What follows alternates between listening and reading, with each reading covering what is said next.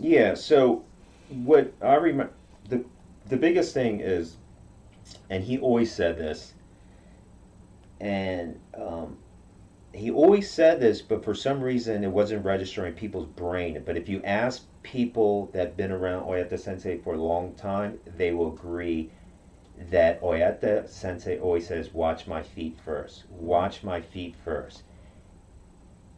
And again, you ask any of the older students of Oyata, they will agree with. They have to agree with that. The disconnect is as soon as he starts doing technique, people.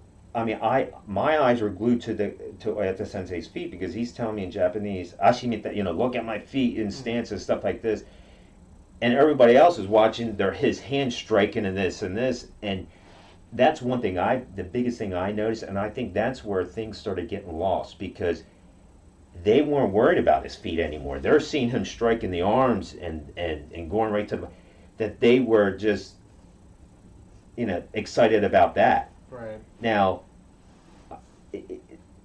if you're twisting your body and trying to strike people, and you're twisting your body, it's not working. You know what I mean? Because Right. if you're not worried about what your lower body's doing and you're trying to mimic what he did with his hand, there's that disconnect. I think it grew from there.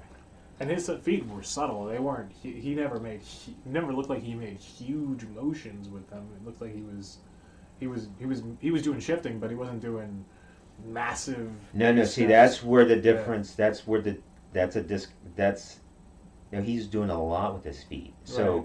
understanding, keeping your feet quiet, open up your feet, weight on the balls, weight on the heels, the weight, the angles he was using. There was a lot of things going on that he would explain to me. Right. Um, to me, more so than the hands. You know what I mean? Right. If you put it, if you know how to move your feet and your hip and obviously your hips and everything work together and stuff like that, that hand, the te is going to be shizen natural. It's just going to naturally hit and strike like that. So I disagree with you with that. To me, when I see these videos and watching him and in person, that's what I remember. He was explaining calm feet. Right. Not gripping all the time. Where there was another mistake. A lot of people are saying, "Oh, getting a kibadachi, and you want to grab the floor and this and that." You don't want that tension because you're not going to be able to move. Your body's tense from the ground up. You know what I mean? He always told me keep a quiet foot. Right. You know what I mean? That's very interesting because, I mean, it doesn't look like he's making. It doesn't make. It looks like his feet are moving, but it doesn't. He's not like going big step, big step, No. big step with any movement. He's kind of letting it. He knows where to put the feet, but he doesn't know how. Yeah, but then this goes back to my mom's thinking too. Right. In odori dancing, they're taught to walk a certain way, toe heel, Right. to move, right? You're not taught like that in karate. Nope. I don't know any school that teaches toe heel, like this way that the Okinawan dance and the odori does. That's very important. That's very important to incorporate that in karate. Now, do you think from then people should be less investing in Makiwaras and more investing in dance lessons? No. I mean, I think you should do it. I mean, listen, Makiwara. No, the Makiwara training is good. You know what I Right. mean? I mean, I know some people are hardcore about it, some people aren't. I mean, I think it's equally important.